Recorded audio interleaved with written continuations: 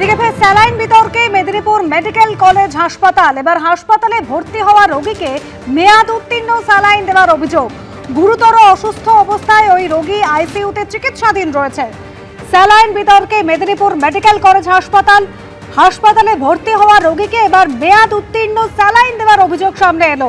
গুরুতর অসুস্থ হয়েছেন ওই রোগী, আইসিইউতে চিকিৎসাধীন এই মুহূর্তে। রোগীকে মেয়াদ উত্তীর্ণ ডেক্সট্রোজ স্যালাইন দেওয়া হয়েছিল।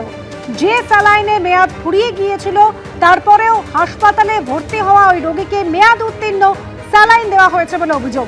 পরিবারের তরফ থেকে যে কি বলা হচ্ছে শোনাবো। প্রথমে আমার মায়ের হার্টের প্রবলেম আছে, মেজর প্রবলেম আছে, হার্টে কিডনি এফেক্ট আছে, ব্রেনের প্রবলেম আছে, ডক্টর সন্দেহ করছে স্ট্রোক হয়ে গেছে।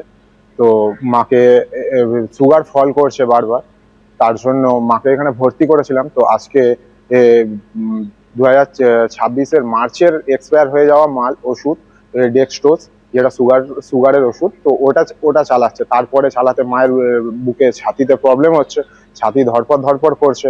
আমি খেয়ালও করিনি এখনো অবধি, কিন্তু এই লাস্ট বোতলটা যখন বলছে যে আমার ছাতি কেমন করছে, তখন আমি দেখতেই ছাতি ধরপড় করছে, ছাতি জ্বালা করছে। তখন আমি ওষুধের এক্সপায়ারি দেখতেই তখন দেখছি যে এরকম এক্সপায়ারি মাল চলছে। ডেক্সট্রোজ স্যালাইন যা তার মাকে দেওয়া হয়েছিল, তিনি অভিযোগ করছেন যে মার্চেই এই স্যালাইনের মেয়াদ ফুরিয়ে গিয়েছিল।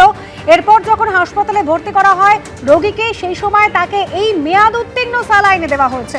যদিও হাসপাতালের সুপার তিনি জানাচ্ছেন রোগীর অবস্থা স্থিতিশীল। ভুল ঠিকঠাক প্রশ্ন, পেশেন্ট স্টেবল আছে। একটা ইনজেকশন মানে একটা ওই ঘষাপথ পড়ে তো হাসপাতালে, প্রত্যেকটা যে মেডিসিনস গুলো যখন স্টক করা থাকে, কোনোভাবে হয়তো একটা দেওয়ার সঙ্গে সঙ্গে ডিটেক্টেড হয়েছে।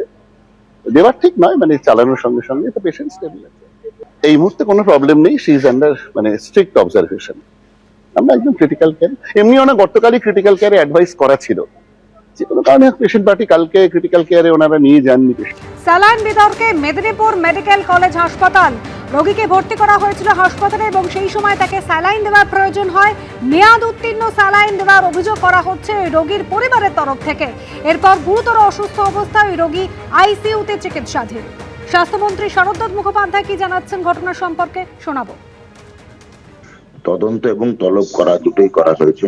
আশা করি আজকে 12 ঘন্টার মধ্যেই আমরা রিপোর্ট পেয়ে যাব। এগুলো স্বাস্থ্য দপ্তরে কোনো রকম অনুমতি বা অনুমোদন থাকেও না। আমার মনে হয় যে ওখানে যে স্বাস্থ্য আধিকারিক আছে তাদের সতর্ক সচেতন হওয়া উচিত এগুলো নিয়ে। কোনো এক্সপায়ার্ড ব্যাচের ওষুধ, স্যালাইন বা কোনো ইমপ্লান্টস যদি থেকে থাকে সেগুলো ডিসপোজ করার এসওপি ওনাদের কাছে দেওয়াই আছে, সেগুলো ফলো করা ওনাদের দায়িত্ব।